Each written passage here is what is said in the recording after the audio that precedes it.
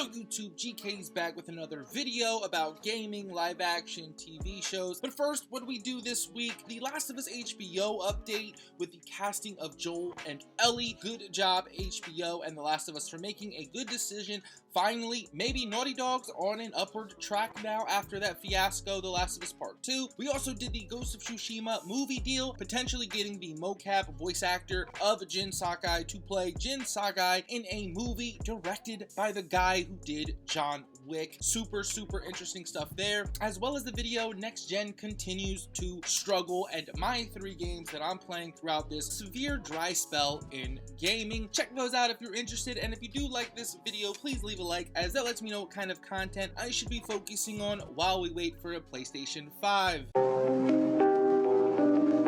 Yo, it's the Grown Kid Talk Show.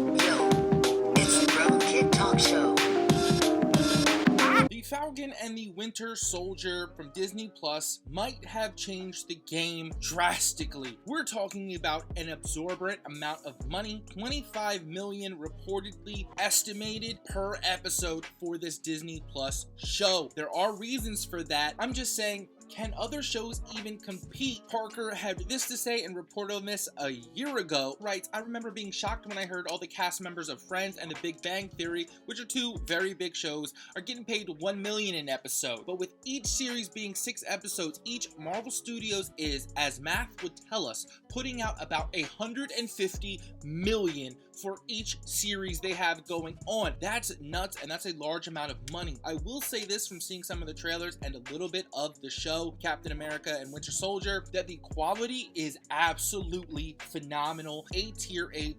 Now, let's forget about the content of the show for a moment. Let's just talk about what that $25 million can do for your show. The effects you can have, the set pieces, the actors that you can have access to when your price tag is that big. Does this change the game for other live action shows from our media, such as comics, video games, manga?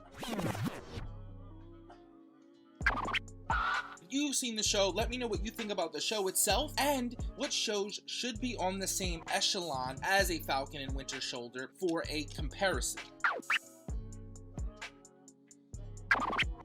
What's on Netflix had this every video game, movie, and series coming to Netflix by Trigun Astronaut on February 27th. I didn't take every, like I said, we're only doing the live action, but do know that Netflix does have the capital to do what Disney Plus can do at $25 million an episode. So one of my personal favorites, Final Fantasy is getting a live action TV series produced by Hivemind and the studio behind The Witcher and Amazon's The Expanse. Final Fantasy will take place in the realm of Final Fantasy XIV. We're going to talk about this more, but let's stop here. The Witcher. The Witcher is one of the only successful video game shows on Netflix to date. It's a good show. We're gonna see how it keeps continuing to the future with Henry Cavill. I mean, Superman playing Geralt is a big deal and cost a lot of money, and the show paid that off by being good. So we'll see if the same money is put behind Final Fantasy as with The Witcher. But Assassin's Creed has been announced for October 2020 as part of Ubisoft's overall deal with Netflix. Remember, Ubisoft and Netflix had a combined deal with many projects in their animated series, as well as adapting the games to movies and live action shows. I am an Assassin's Creed fan, and I want to see it succeed, just like I want to see Final Fantasy win. Resident Evil has been going on for a really long time. Paul W.S. Anderson and Mila Jokic, which I really like, who just did the Monster Hunter movie, which didn't go over too well in China, was actually a decent movie, and apparently it's in post-production just like the Uncharted movie, November 24th, 2021. We should be getting excited for this. We should be getting hyped. Is there $25 million behind this?